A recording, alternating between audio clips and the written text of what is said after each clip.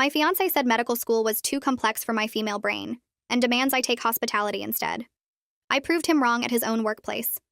Me and Ryan had been together for 4 years and engaged for 6 months when I got accepted into medical school. I'd been working toward this since high school, taking all the right classes, volunteering at hospitals, studying for the MCAT for months, getting letters of recommendation from professors who believed in me. When the acceptance letter came, I was crying happy tears thinking about finally achieving my dream of becoming a doctor.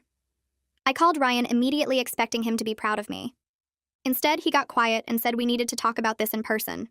When he came over that night, he sat me down like he was about to deliver bad news. He said medical school wasn't realistic for our future together. He said it was 7 years minimum between school and residency, and that would mean putting our life on hold. I told him we could make it work. Lots of couples did. He shook his head and said those couples didn't last because the woman got too focused on her career and forgot about her family.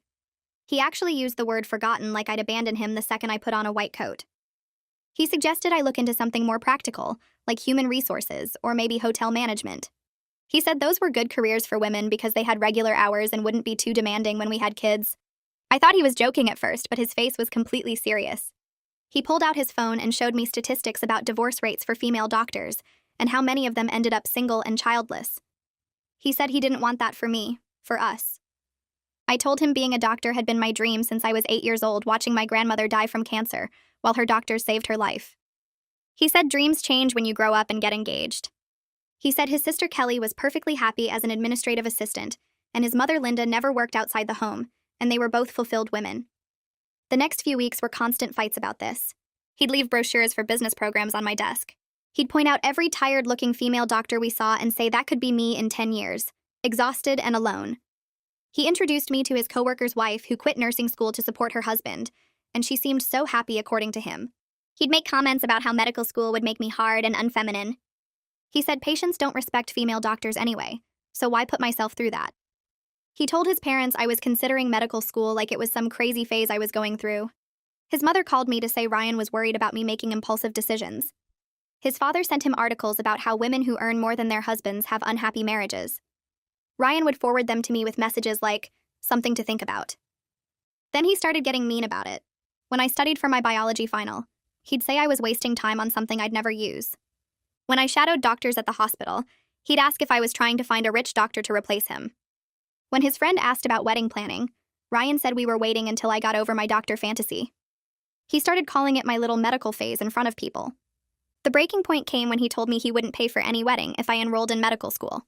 He said he wasn't going to celebrate a marriage that was doomed from the start. He said if I loved him, I'd choose a career that supported our relationship instead of destroying it. He actually printed out applications for the local community college's hospitality program and filled out the first page for me. That's when I realized he'd never see me as his equal. So I enrolled in medical school anyway and didn't tell him. I deferred for 1 semester to figure things out. During that time, I got a job at the medical supply company where Ryan worked as a sales manager. He was thrilled, thinking I'd given up on medical school to be closer to him. I let him think that. I became the top-performing sales associate in 3 months, because unlike Ryan, I actually understood the medical equipment I was selling. Doctors started requesting me specifically because I could answer their questions with actual knowledge instead of rehearsed sales pitches. The company owner Douglas noticed and offered me a promotion to regional sales coordinator. Ryan was furious because that was the position he'd been wanting. Douglas told him maybe if he understood medicine better like I did, he'd be more qualified. At the company Christmas party, Douglas announced they were sponsoring one employee to attend medical school part-time while working. They'd created this program specifically for me because I'd increased their sales by 40% in 6 months by actually knowing what I was talking about. Ryan's face went white. The room goes completely silent after Douglas's announcement, and I can feel every single person staring at Ryan's frozen face. My heart is pounding so hard I'm sure people can hear it, but I keep my expression calm and professional, even though I want to jump up and scream with joy. Douglas continues explaining that the company will cover my tuition and books while I work reduced hours, and he emphasizes how my medical knowledge has transformed their client relationships and sales numbers. Ryan's coworker nudges him and whispers something, but Ryan just sits there staring at his plate like he's been turned to stone. I watch his jaw clench and unclench as Douglas keeps talking about how I increased sales by 40% in just 6 months by actually understanding the equipment instead of memorizing scripts.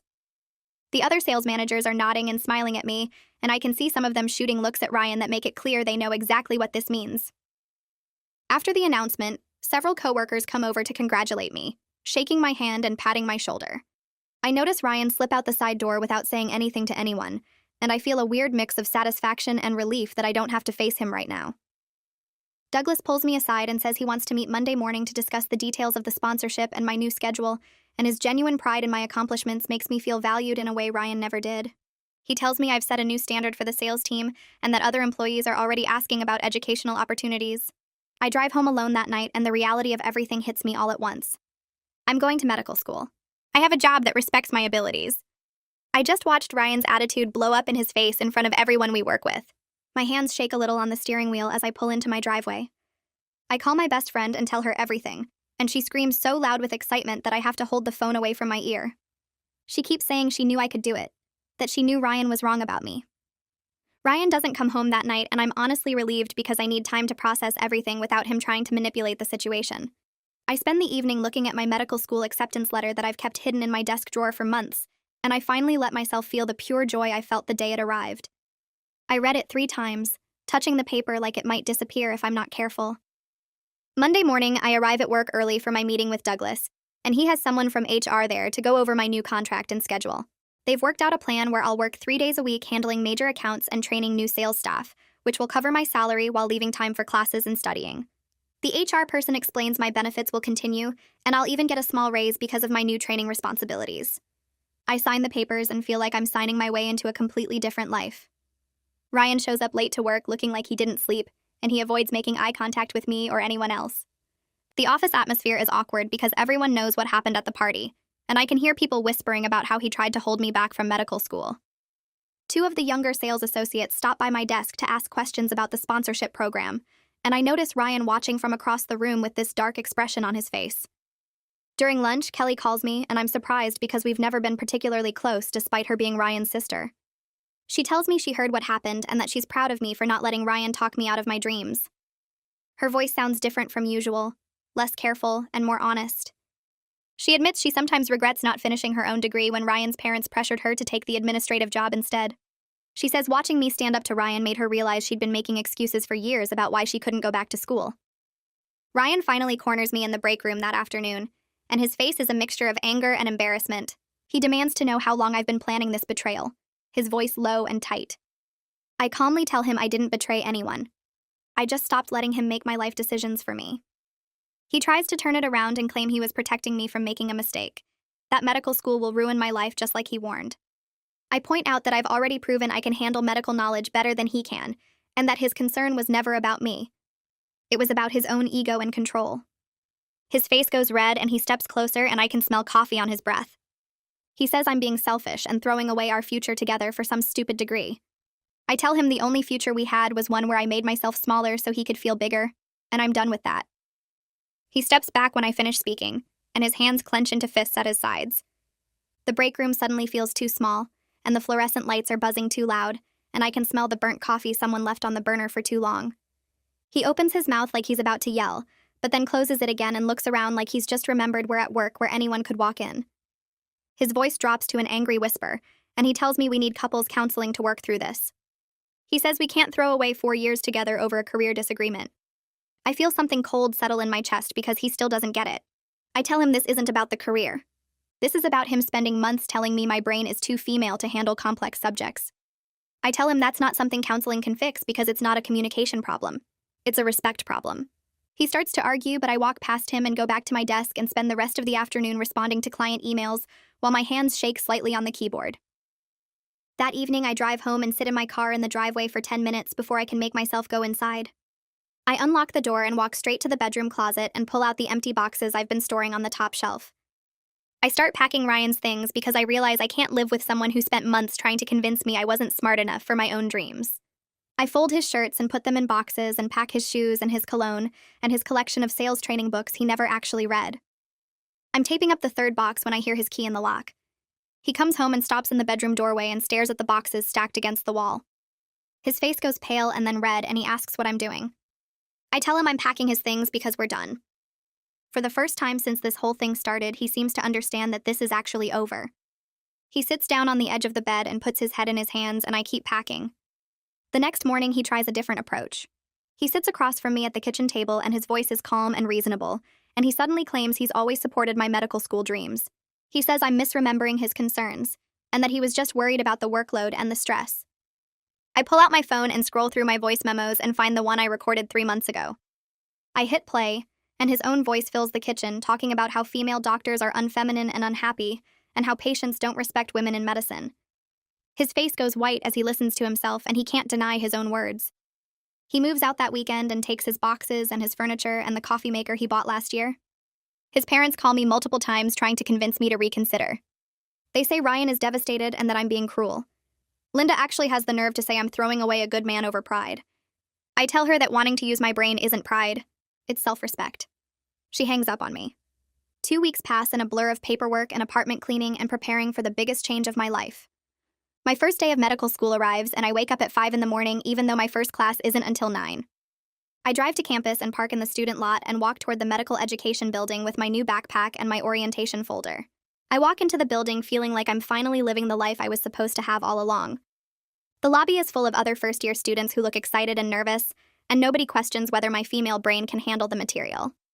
I find my assigned classroom and sit in the 3rd row, and a woman next to me introduces herself and asks what specialty I'm interested in. Balancing work and school turns out to be more challenging than I expected, but Douglas has been incredibly supportive. My coworkers step up to help cover accounts when I have exams, and they text me good luck messages before big tests. Ryan, meanwhile, has been moved to a different territory because too many clients were asking why I wasn't their representative anymore. I hear through office gossip that he complained to Douglas about the reassignment, but Douglas told him the clients make the requests, and the company follows them. 3 weeks into the semester, I run into one of Ryan's friends at a coffee shop near campus. He's waiting for his order, and I'm studying at a corner table, and he sees me and walks over looking uncomfortable. He sits down without asking and tells me awkwardly that Ryan has been telling people I cheated on him, and that's why we broke up. I'm angry but not surprised. Ryan can't admit that his own behavior destroyed the relationship, so he has to make me the villain in his version. During my anatomy class the following week, I realize I'm actually understanding the material better than I expected, because of my 6 months selling medical equipment. My professor is explaining surgical instrument design, and I raise my hand and add details about how different specialties prefer different handle grips based on the procedures they perform. She stops and asks how I know that, and I explain about my sales background. She's impressed by how I connected practical application to theory, and after class she tells me that real-world experience makes better doctors. Douglas asks me to help train the new sales associate who's replacing my old territory. I spend a day showing her how understanding the medical side makes the sales side easier. I explain the anatomy behind why certain instruments are shaped specific ways, and how to talk to surgeons about their actual needs, instead of just reading product specifications. She tells me the other sales managers just memorize scripts, but I taught her to actually understand what the equipment does, and why doctors need it. Ryan's replacement in the regional coordinator position starts the following Monday. Her name is Sienna Hopkins, and she has a nursing background and 10 years of hospital experience. She and I immediately connect over our medical knowledge during the morning meeting. After the meeting ends, she stops by my desk and tells me Douglas specifically wanted someone with healthcare experience after seeing how much it mattered. She says she's excited to work with someone who understands both sides of the business. 3 months pass, and I'm maintaining good grades while still doing well at my reduced work schedule. My anatomy professor writes me an email praising my last exam score, and my biochemistry lab partner tells me I explain concepts better than the teaching assistant. I study with 2 other women in my class who are also engaged, and their partners text them encouragement during study sessions and bring them coffee during late-night cramming. One of them shows me a message from her fiancé saying he's proud of how hard she's working, and I realize how different that is from what Ryan used to say. Her partner thinks her ambition is attractive instead of threatening. The other woman's fiancé is also in graduate school, and they quiz each other on their respective subjects and treat their education like a team effort. Watching them makes me understand that Ryan's attitude wasn't normal or protective like he claimed. It was controlling and small and meant to keep me from growing past him. I hear through the office that Ryan is dating someone new. Her name comes up during a sales meeting when someone mentions she works reception at one of our client hospitals. Sienna tells me later that the woman never went to college and works the front desk answering phones and scheduling appointments. Part of me feels bad for her because I know exactly what Ryan will do. He'll be sweet at first, and then slowly start suggesting she doesn't need to take that online course or apply for that promotion. He'll tell her she's perfect just the way she is while making sure she stays exactly where he can manage her. But mostly, I just feel grateful that I'm not her anymore. Kelly texts me out of nowhere on a Tuesday afternoon asking if I want to meet for coffee. I'm surprised because we haven't talked much since the breakup beyond awkward small talk at the company Christmas party. I agree, and we meet at a place near my apartment on Saturday morning. She looks nervous when I sit down, and she starts talking fast like she's been practicing what to say.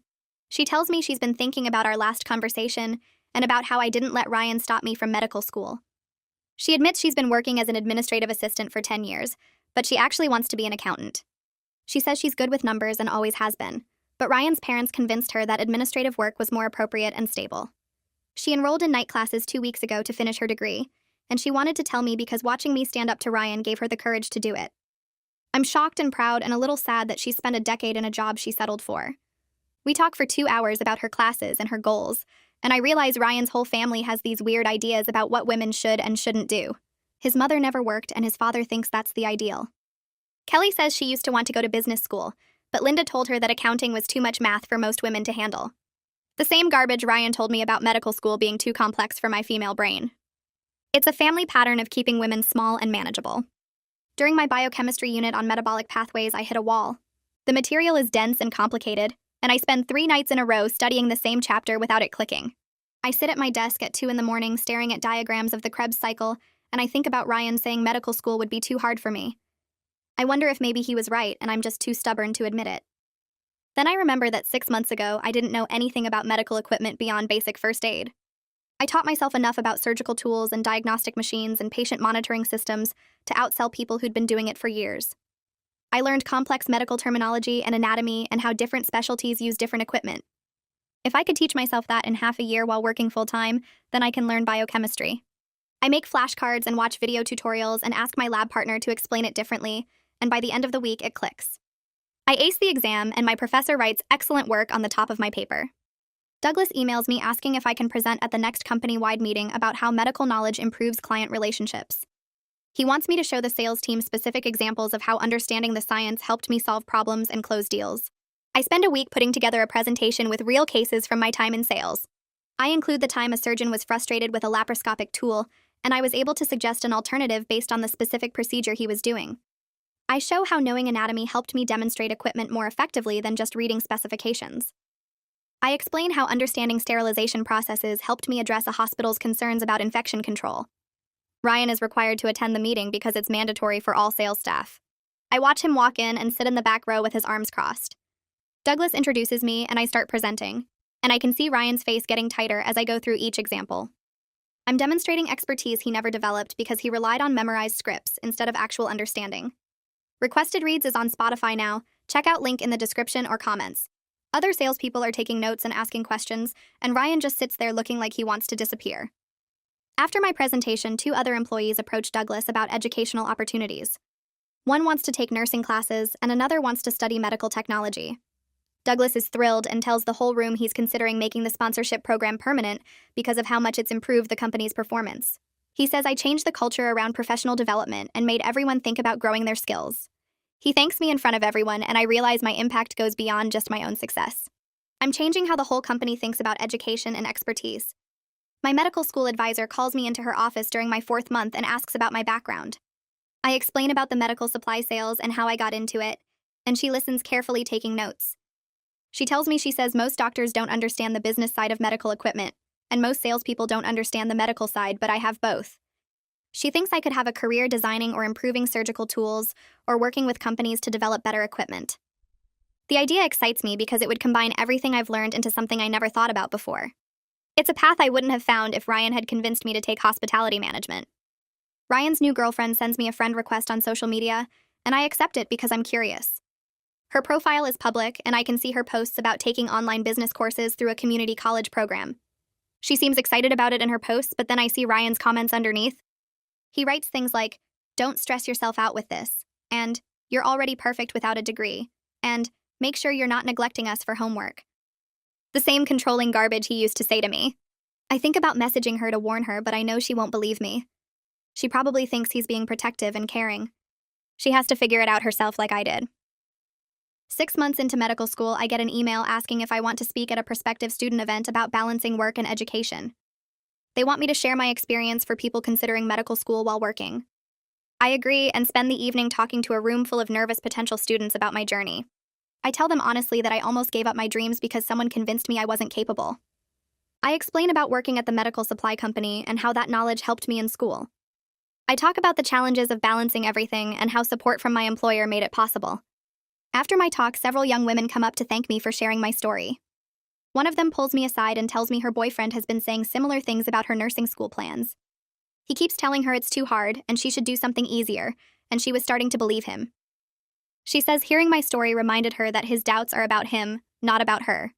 I give her my email and tell her to reach out if she needs encouragement. The company Christmas party arrives again exactly 1 year after Douglas announced the medical school sponsorship. I walk into the same event space wearing a dress I bought with my first scholarship check. Douglas finds me right away and pulls me aside before the official program starts. He tells me he's going to acknowledge my successful first semester publicly, and he wants to make sure I'm comfortable with that. I tell him I am, and I mean it. When he gets up to give his annual speech, he talks about company growth and client satisfaction, and then he mentions the educational sponsorship program. He says I completed my first semester of medical school with excellent grades while still performing well at work. He says I proved that investing in employees who want to grow is good for everyone. The room applauds and several coworkers come over to congratulate me afterward. Ryan doesn't attend this year's party. I heard through Sienna that he told Douglas he had a family obligation, but everyone knows he just didn't want to be there. I don't miss his presence at all. Last year at this party, I was nervous and excited and watching his face go white with shock. This year, I'm just proud and grateful and looking forward to what comes next. The grades arrive in my student portal 3 weeks after final exams end. I'm sitting at my kitchen table with my laptop open and my hands shake when I click on the link to view my results. The page loads slowly, and then I see them listed one by one. Anatomy and Physiology. A. Medical Terminology. A. Introduction to Clinical Practice. A. Biochemistry. A minus. My overall grade point average puts me on the dean's list for academic excellence. I stare at the screen for a full minute because part of me still can't believe I actually did this. I print out the official certificate that comes with the dean's list recognition, and I take it to the frame shop that same afternoon. The woman behind the counter asks if it's for my daughter, and I tell her no, it's mine, and she congratulates me with genuine excitement. I hang the framed certificate in my home office, right above my desk where I used to sit and listen to Ryan tell me I was wasting my time studying subjects my female brain couldn't handle. Every time I look at it now, I remember his face going white at that Christmas party. My parents drive up the following weekend to take me out for a celebration dinner. My dad hugs me in the restaurant parking lot and tells me he's proud of me for not letting anyone dim my light. My mom cries a little and says she knew I could do it, and we spend the whole meal talking about my favorite classes and what's coming next semester. They ask about work and how Douglas has been supporting my schedule, and I tell them about the reduced hours and the training I've been doing with new sales staff. My dad raises his glass and makes a toast to his daughter, the future doctor, and I feel a warmth in my chest that I never felt during all those months with Ryan. Sienna and I start having lunch together every Thursday at the cafe near the office. She's easy to talk to and doesn't make me feel like I have to prove myself the way Ryan always did. During one of these lunches, she tells me something I didn't know. Douglas consulted with her before creating the medical school sponsorship program because he wanted to make sure the work and school balance was actually possible. She looked at my sales numbers and my client feedback and told him I was worth the investment. She shares that she quit a previous job where her boss made comments about women in healthcare similar to Ryan's attitude. He used to say things like women were too emotional to make good medical decisions and that nursing was fine for women, but anything beyond that was pushing it. She says she appreciates working somewhere that values expertise over gender, and she thanks me for proving that medical knowledge makes better salespeople regardless of who has it. I realize that her friendship means more to me than Ryan's support ever did, because she actually sees me as capable, instead of someone who needs to be protected from my own ambitions. My clinical observation day at the hospital happens on a Tuesday morning in late January. I'm wearing scrubs for the first time, and I feel like I'm finally becoming the person I always wanted to be. I'm walking through the cardiology wing when I hear someone call my name. I turn around and see Dr. Reeves, one of the doctors who used to request me specifically when I was selling equipment. He's delighted when I tell him I'm in medical school now, and he says he always knew I had the mind for it. He offers to let me shadow him during his surgeries over the next few months, and he tells me I was the only sales rep who ever actually understood what they needed and why. He says most reps just read from spec sheets, but I could explain how the equipment would integrate with their existing systems and what the practical benefits would be for patient outcomes. I accept his offer immediately, and we exchange contact information so he can add me to his surgery schedule. Walking out of the hospital that day, I feel like everything is finally falling into place. Ryan's parents show up at my apartment on a Saturday afternoon without calling first. I open the door and find Linda and Ryan's father standing there looking uncomfortable. Linda asks if they can come in, and I step aside to let them enter, even though I don't really want to have this conversation. Linda sits on my couch and starts talking about how Ryan is struggling and how the family is worried about him. She says he's been distant and won't talk about what happened between us. Then she pivots to telling me I made a mistake leaving him, that he was just trying to look out for my best interests. I stay calm and explain that their son spent months telling me my brain couldn't handle medical school. I gesture to the framed Dean's List certificate on my wall and tell them I'm currently proving him wrong with every passing day. I explain that he didn't want a partner. He wanted someone small enough to make him feel big. Ryan's father shifts in his seat and tries to say that Ryan just wanted me to have a good life, but I cut him off.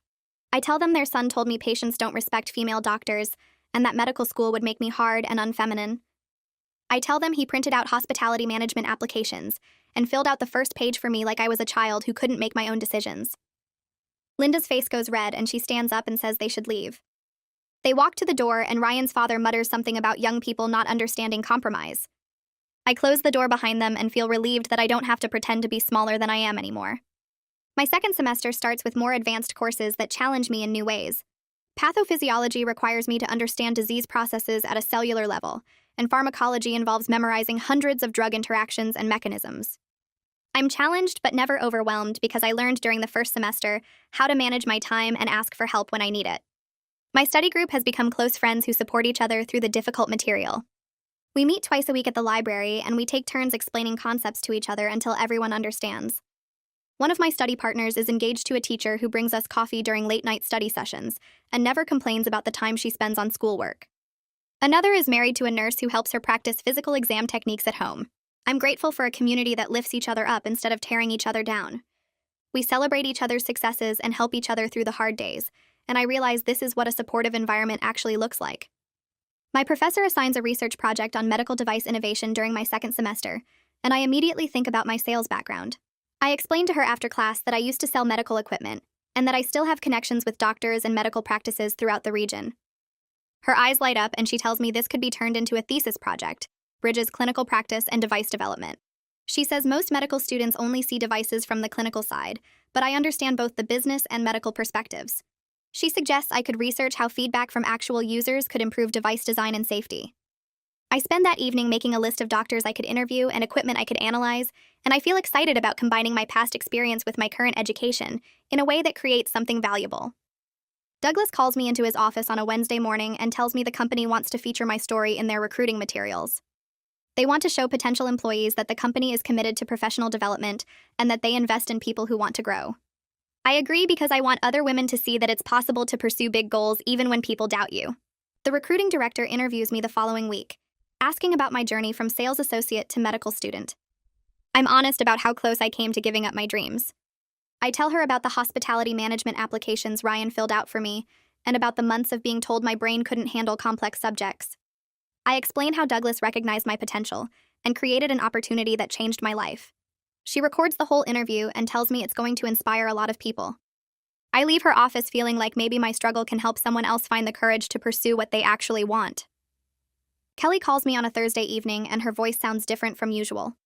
She tells me she got accepted into an accounting program at the community college and she's going to start classes in the fall. Then her voice breaks a little and she says her parents are upset with her for going back to school at 32. Linda told her she's too old to start over and that she should focus on finding a husband instead of chasing career dreams. Kelly thanks me for showing her it's never too late to pursue what you actually want. I remind her that she's the one who made the brave choice, that I just happened to go first. I tell her about my own doubts and fears and how I almost let Ryan convince me to give up. She laughs and says we're both proof that the women in Ryan's family are stronger than anyone gave them credit for. We talk for over an hour about her accounting classes and my medical courses, and I feel proud of both of us for refusing to stay small. During my cardiology unit in the second semester, we're studying how heart monitors work and how they detect different types of arrhythmias.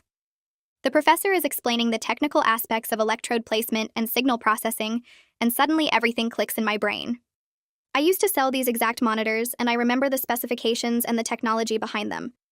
I raise my hand and explain how the monitors use multiple leads to create a complete picture of the heart's electrical activity, and I describe how the newer models filter out motion artifacts that used to cause false alarms. My professor stops and asks me to come to the front of the class and explain the practical application to everyone. I walk up and draw diagrams on the board showing how the leads are positioned and why each position captures different information. Several classmates tell me afterward that my explanation made more sense than the textbook because I connected the theory to how the equipment actually works in hospitals. I realize my path to medical school wasn't traditional, but it actually gives me advantages in some areas that other students don't have. I'm helping Sienna with a presentation at a medical conference in March when I see Ryan across the exhibit hall. He's walking between booths looking at new equipment, and he clearly hasn't seen me yet. My company has a booth near the main entrance, and Sienna and I are setting up our display when Ryan walks past. He stops when he recognizes me, and his face goes through several expressions in quick succession. He looks uncomfortable and tries to avoid me by turning down a different aisle, but the conference isn't that big, and we end up in the same elevator 20 minutes later. The silence is thick and awkward, and I can feel him looking at me from the corner of his eye. Finally, as we're approaching the main floor, he mutters that I look like I'm doing well.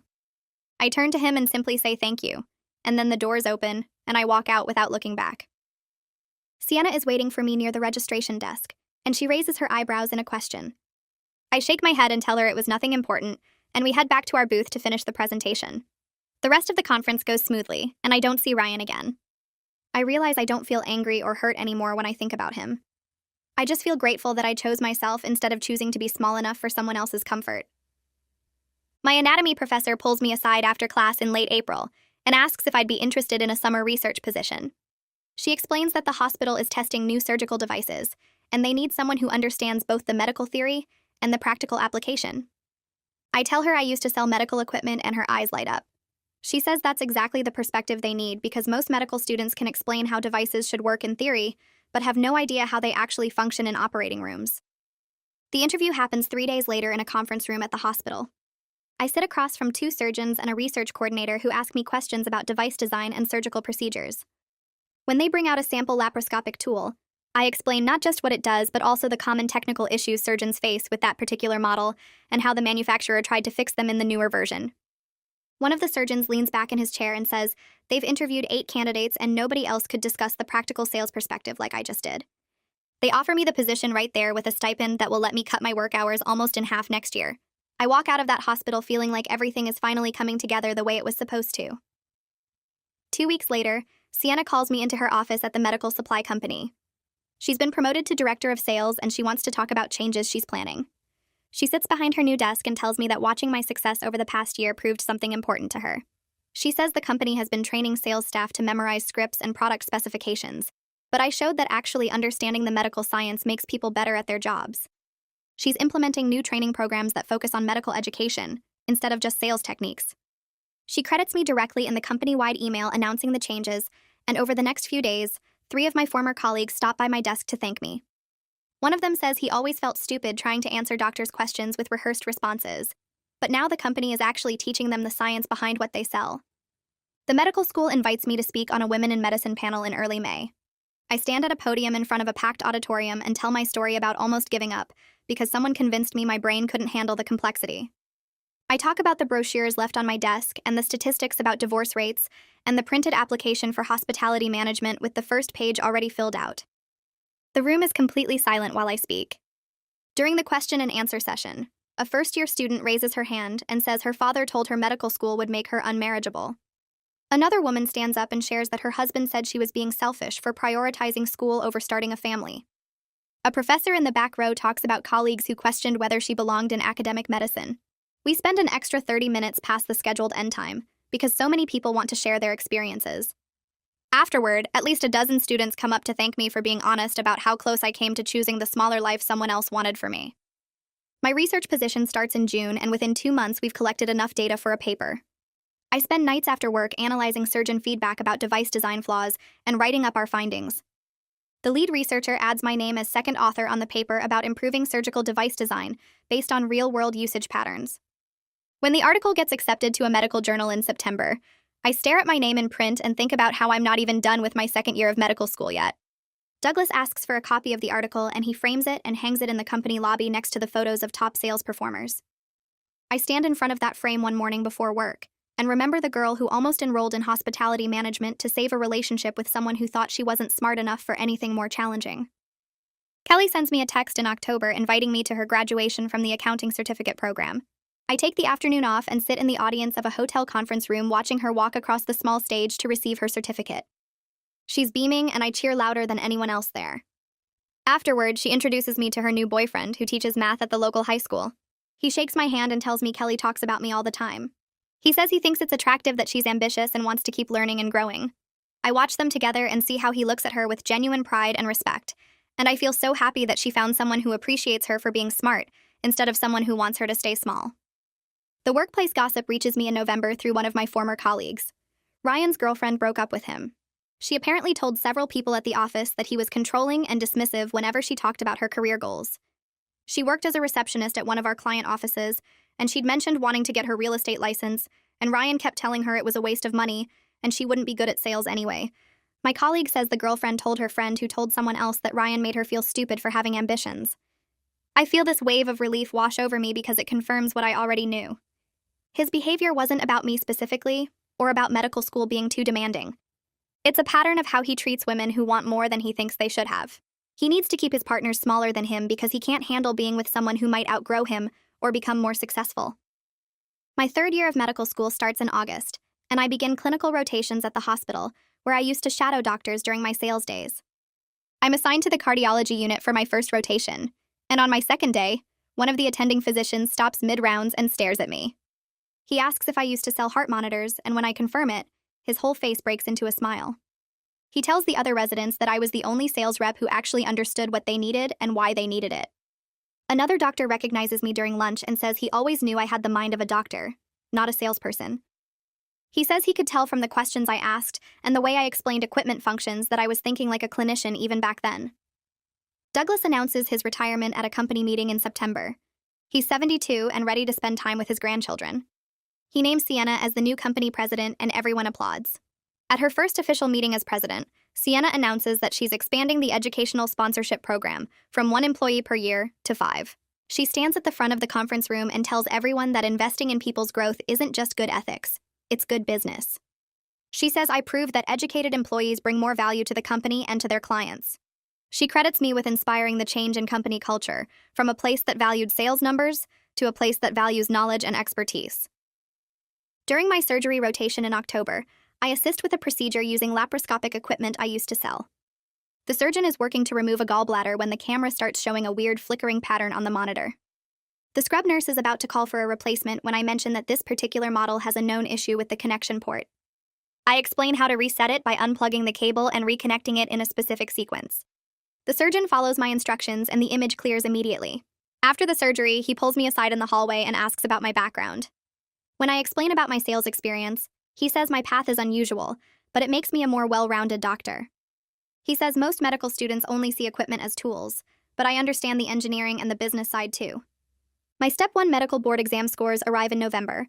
I'm sitting at my kitchen table when I open the email and see that I scored in the 90th percentile. I think about Ryan telling me medical school was too complex for my female brain. I think about him saying I'd never make it through and that I was wasting my time studying subjects I'd never use. I print out the score report and frame it. I hang it on my wall next to my Dean's List certificate from first semester, creating this visual record of everything I was always capable of achieving. The wall becomes proof that the only thing holding me back was believing someone else's limited vision of what I could accomplish. My advisor calls me into her office in early March, and she closes the door behind me with this excited look on her face. She pulls up a document on her computer and turns the screen toward me. She explains that there's a new residency program starting next year, focused on surgical device innovation, which is basically a specialty that combines surgery with engineering and device development. She says my name came up in discussions with the program directors because of my published research and my background in medical sales.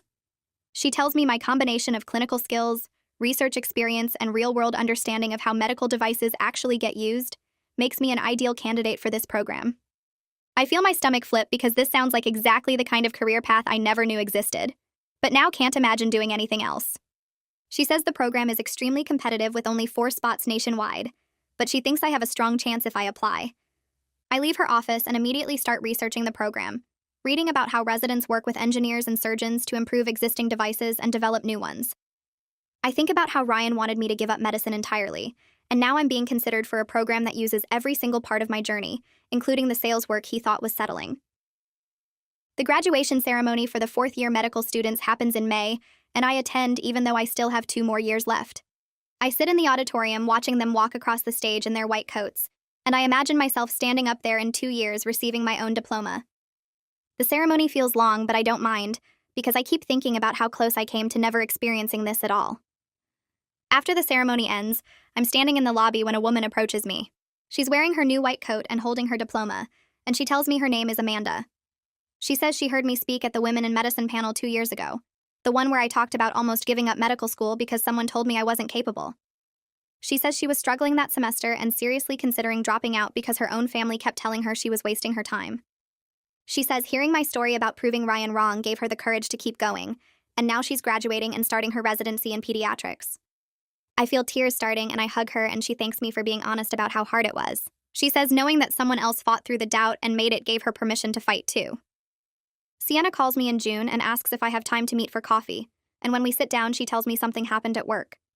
She explains that Ryan got demoted from his sales manager position after multiple women filed complaints about his attitude and comments. She says the complaints weren't about anything he did to me specifically, but about how he treats female colleagues in general. One woman reported that he told her she should focus on getting married instead of trying for a promotion. Another said he made comments about women being too emotional for leadership roles. Sienna says she reviewed all the complaints and talked to HR, and they decided he needed to step back from management. He's been moved to a regular sales position with no direct reports. She tells me she's implemented mandatory training for all managers about respect and workplace equality, and several women have told her they feel more comfortable speaking up now. I tell Sienna I don't take pleasure in Ryan's struggles, which is mostly true. But I also feel this satisfaction knowing that his behavior finally caught up with him. I think about all the times he told me I was being too sensitive or overreacting, and now other women are saying the same things I experienced. Sienna says the company culture has changed significantly since I started, and she credits me with showing them that expertise matters more than gender. My research mentor emails me in July asking me to come to her lab, and when I arrive, she offers me a position for my entire 4th year. She explains that she's received a grant to study medical device safety based on real-world usage data, which is exactly the kind of work I've been doing in my research. She says the position comes with enough funding that I can quit my sales job completely and focus entirely on school and research. I feel this weight lift off my shoulders because balancing work and school has been manageable but exhausting. She tells me the research will strengthen my residency applications and give me more publications. I accept immediately, and then go tell Douglas that I need to resign from the company. He's not surprised and actually seems happy for me. He insists on throwing me a goodbye party and the entire sales team shows up. People take turns sharing stories about things I taught them, and one guy says, I'm the reason he went back to school to get his nursing degree. Another woman says watching me balance everything made her realize she could go back for her MBA. Douglas gives a speech about how I changed the company's approach to sales and professional development, and he says hiring me was one of the best decisions he ever made. I look around the room at all these people I've worked with for almost 4 years, and I realize I made a real impact here beyond just my own success. My surgery rotation starts in September, and on the 2nd week, I scrub in on a cardiac procedure. The patient needs a valve replacement, and I'm standing across from the surgeon watching her work. She's using a specific type of catheter system that I used to sell, and I know every detail about how it functions. Halfway through the procedure, she pauses and asks me about device placement. She says she knows my background and wants my opinion on whether the angle looks right. I study the monitor showing the catheter position and suggest adjusting it slightly based on the device specifications I remember. She follows my advice and the adjustment improves the image quality immediately. The rest of the procedure goes smoothly, and afterward in the hallway she pulls off her surgical cap and tells me I'm going to be an excellent surgeon. She says most medical students only see the devices as tools, but I understand the engineering and the limitations. She says that kind of knowledge makes better doctors, because we know what the equipment can and can't do. I feel proud of my unconventional path for maybe the first time, instead of feeling like I took the long way around. Kelly calls me in October and she's crying, but this time they're happy tears. She tells me she got her first accounting job at a firm downtown. She says the firm specifically values continuing education, and they're going to help pay for her to finish her degree. She's been working as an administrative assistant for 10 years, and now she finally has a job that uses her actual skills and interests. She says watching me fight for my dreams gave her permission to fight for hers. She tells me she spent so long believing that her role was to support other people's ambitions, and she forgot she was allowed to have her own. I tell her I'm proud of her courage, and I mean it. She says our family still doesn't understand why she's making things harder for herself, but her new boyfriend supports her completely. She met him at her night classes, and he's studying to be a teacher. She says he thinks it's attractive that she's ambitious and smart, and I'm so happy she found someone who appreciates her instead of trying to keep her small. I spend November working on my residency applications, and the process feels overwhelming but exciting. My application includes my published research on device safety, detailed descriptions of my medical sales background, and letters of recommendation from doctors who knew me in both roles. One of my recommendation letters comes from the surgeon I worked with during that cardiac procedure. Another comes from a doctor who used to request me specifically when I was doing sales calls. My advisor reviews my application before I submit it and tells me I'm one of the strongest candidates she's ever mentored. She says my unique combination of experiences makes me stand out from other applicants who only have traditional medical school backgrounds. I feel confident about my future in a way I never did when I was trying to shrink myself to fit Ryan's limited vision of who I should be. I think about how he wanted me to go into hospitality management, and now I'm applying to one of the most competitive residency programs in the country. The residency match results come in March, and I'm sitting at my kitchen table when I open the email. I matched with my top choice program at a hospital known for surgical device innovation. I start crying immediately and call my parents. My mom answers and I tell her the news, and she starts crying too. She says she remembers how close I came to giving up on medical school, how I almost let Ryan convince me I wasn't smart enough. My dad gets on the phone and tells me he's proud of me, and hearing him say that makes me cry harder.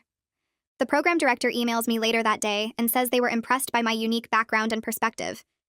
She says they specifically wanted someone who understood both the clinical side and the business side of medical devices. She tells me I'll be working with a team that includes surgeons, engineers, and researchers, and my sales experience will help me communicate between all those different groups. I think about Ryan's face going white at that Christmas party announcement, and I realize that moment 4 years ago wasn't the end of anything. It was the beginning of everything. My medical school graduation arrives in May, and I wake up that morning feeling like I'm living in a dream. I put on my white coat and drive to the ceremony venue. The auditorium is packed with families and friends, and I scan the audience looking for my people. I spot Douglas and Sienna sitting together near the front. Kelly is there with her boyfriend. My parents are in the second row looking proud. Several of my former sales colleagues scattered throughout the crowd. I line up with my classmates backstage, and we're all nervous and excited. When they call my name, I walk across the stage and receive my diploma. The audience applauds, and I look out at everyone who supported me. I think about Ryan's face at that Christmas party, how shocked he looked when Douglas announced the sponsorship program. That moment felt like vindication at the time, but now I realize it was just the starting point. Everything that came after, all the hard work and late nights studying and balancing school with work, that's what actually mattered. The dean announces that I'll be giving the class representative speech, and I walk to the podium feeling my heart pound. I look out at the audience and start talking about the importance of believing in yourself even when others doubt you. I tell them that someone once told me medical school was too complex for my female brain. The audience gasps, and I hear people whispering. I pause and then hold up my diploma and say this is my response to that assessment. The auditorium erupts in cheers and applause. People stand up clapping, and I see my mom wiping tears from her face. Douglas is grinning, and Sienna is on her feet cheering. Kelly is clapping so hard her hands must hurt. I finish my speech talking about how we all have people who doubt us, but we can't let their limitations become our own. I say that every person graduating today fought through challenges and proved they were capable of more than someone told them they could achieve. When I step down from the podium, my classmates hug me, and several people tell me they needed to hear that message. I realize my story isn't just about proving Ryan wrong anymore. It's about proving to myself that I was always capable of exactly what I set out to do. I walk into the hospital on my first day of residency, and the surgical device innovation department feels different from the other floors. The walls are covered with blueprints and prototype sketches, and there's a lab space where residents can test equipment modifications. My attending physician, Dr. Reeves, meets me in her office and tells me she requested me specifically for her service. She says my published research on improving surgical device design caught her attention, and my combination of sales experience and clinical training makes me exactly what their program needs. She hands me my schedule and explains I'll be splitting time between surgeries, research projects, and consulting with device manufacturers. I feel this rush of pride thinking about how every choice I made led to this moment. Even the painful ones like leaving Ryan and working those exhausting years balancing school and sales. Dr. Reeves shows me to my desk in the residence area and introduces me to the team, and everyone is friendly and excited to have someone who understands both the medical side and the business side of their work. My phone buzzes during lunch, and it's a text from Kelly with a photo attached. She's standing in front of an office door with her name on it and the title Junior Accountant underneath. Her message says we both made it to where we were supposed to be all along, and she's proud of us for not letting anyone convince us we weren't capable.